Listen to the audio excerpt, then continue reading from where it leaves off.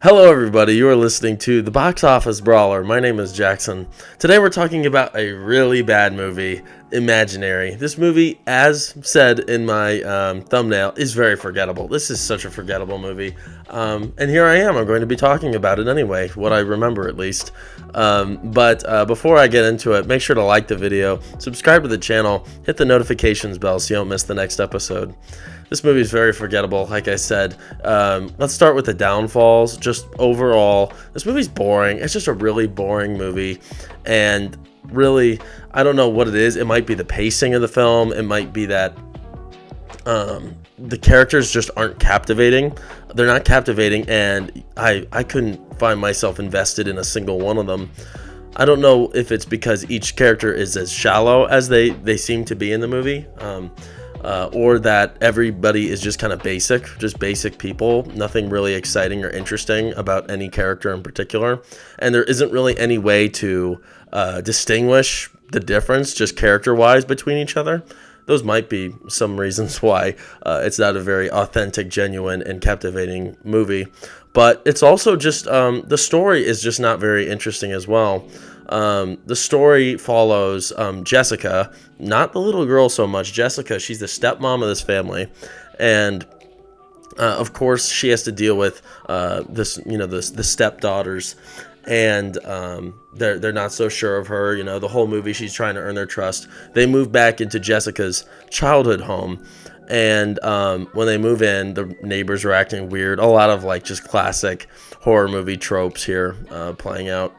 But, of course, the little girl, the stepdaughter, Alice, she finds Chauncey, that teddy bear, as seen in the trailer, and she grows attached to it. And the whole movie, we're pretty much just watching that attachment become more and more severe, and we start to untangle how Chauncey's actually evil, and that this imaginary friend isn't so friendly after all, as we all could guess. This movie's very predictable too, very predictable, and like I said, just not very much substance with this movie. It's just copy and paste. It's a lot like Megan. If you guys have seen Megan, I really like Megan. I thought that was a really fun movie by Blumhouse, I believe.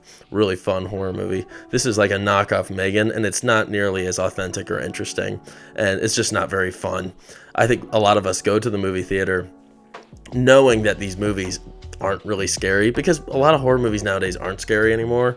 I don't think that's just me considering that, but we come because we want to have a fun time, and because there's a lot of fun characters. It's dramatic, it's over the top, it's funny. This movie isn't really any of those things, and it's not very entertaining, unfortunately. It's a boring ride. No interesting characters either.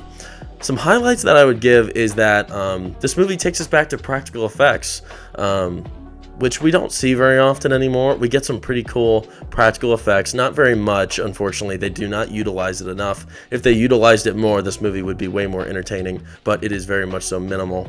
And another funny kind of highlight of the movie is Tom Payne is in it. He played Jesus in the Walking Dead series.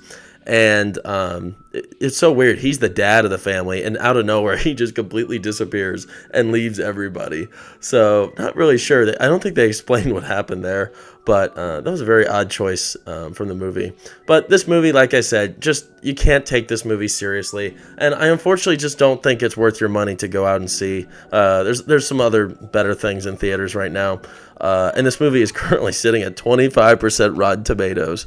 And I think by my own score, I would definitely coincide with Rotten Tomatoes, and I'd say I give them a 25% too, for all the reasons I listed today. And I would not recommend that you go watch this movie. I recommend you go to the shelf, go to the storage locker where you could find The Thing. I've made a review on that before. It is the best horror movie I've ever seen. I absolutely love that movie.